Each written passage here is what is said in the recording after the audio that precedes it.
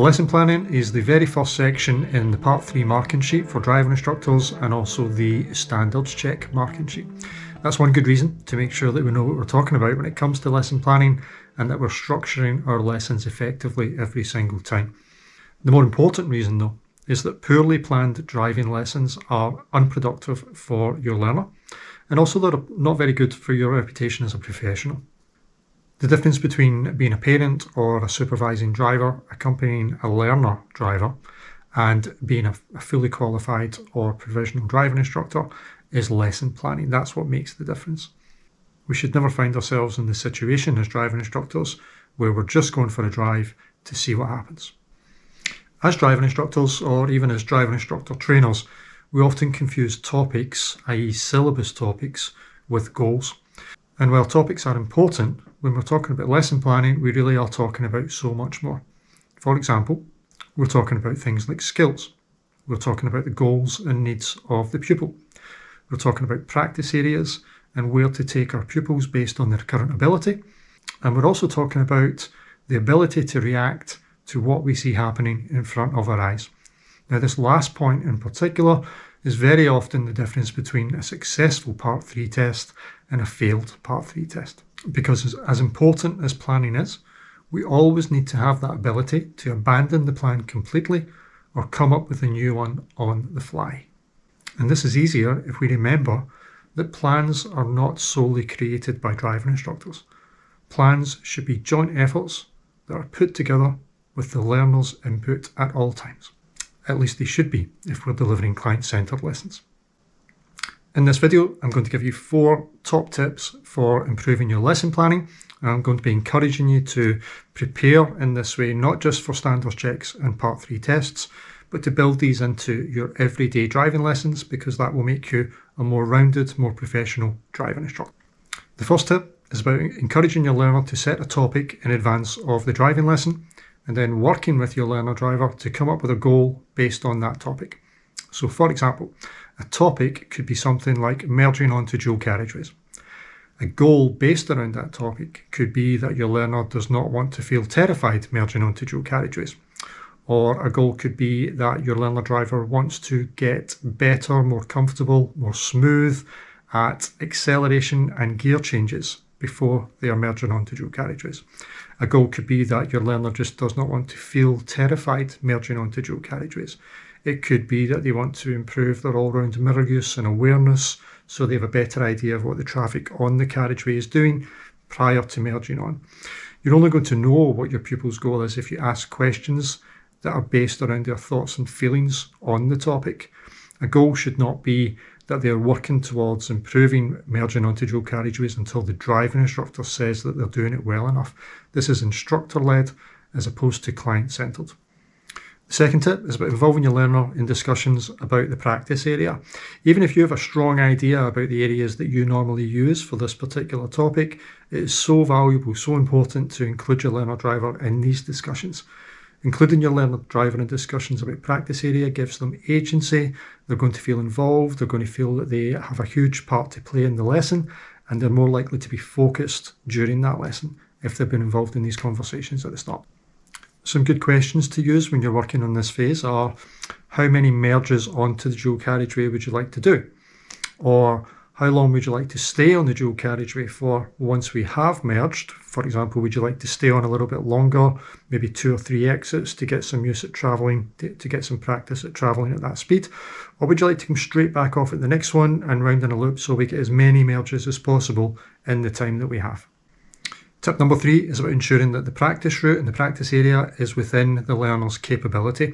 Don't go straight to merging onto 50 mile an hour dual carriageways directly from the nursery route 20 mile an hour practice areas. And if there is anything particularly tricky about the route on the way to the practice area, for example, if there's a huge big tricky spiral roundabout that is in between the learner's house and the area that you're going to merge onto for the dual carriageway, then help your learner through that if they need that assistance. If you have something like that tricky roundabout, make sure that you've discussed it before the lesson starts, make sure that you've flagged it, and that your learner knows that you are going to help them through that. Similarly, under risk management, we'll talk more about this in the next video, if something does arise on that drive to the practice area, make sure that you are helping your learner through that and not just leaving them to deal with it on their own. Whatever that tricky thing is that comes up or that you know is going to be there, that is not the main focus for today's lesson. The focus for today's lesson has already been selected by your pupil, merging onto dual carriageways, and the goal has been decided as well, whether that's improving confidence or independence. And tip number 4, if the plan needs to change, change it. Depending on what happens, you're either going to pause the lesson or pause the song, or you're going to change the album completely. Some examples. If your learner driver is struggling with mirrors and general all-round awareness on today's lesson, then let's perhaps not carry on to merging onto dual carriageways at 50 miles an hour. Let's pause the song, pull over at the side of the road and ask some questions around awareness and information. Perhaps talk about IPGAI, which you'll find in roadcraft. Now you could do this on the move if your learner is capable enough, but it's important to remember that if you feel that the song is worth pausing, then it's worthwhile pulling over at the side of the road to have a discussion about that.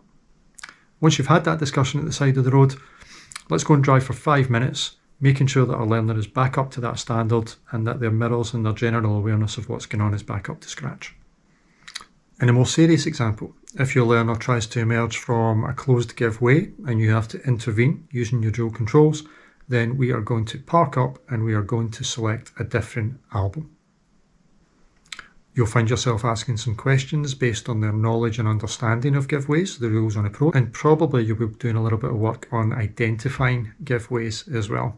You could probably link it to the topic of merging onto dual carriageways and explaining the differences between closed giveaways and open giveaways, which most mergers onto dual carriageways are.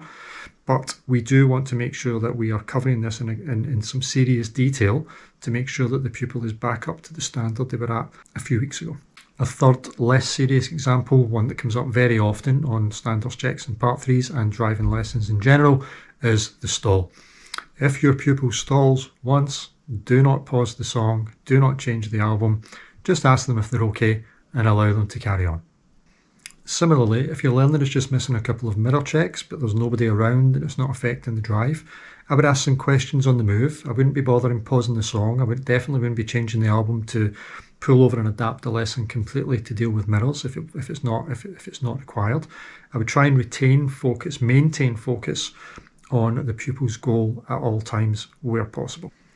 If you follow these tips for lesson planning and adapting the lesson, you'll be putting yourself in a really strong position for that first section on your part 3 test or your standards check tests.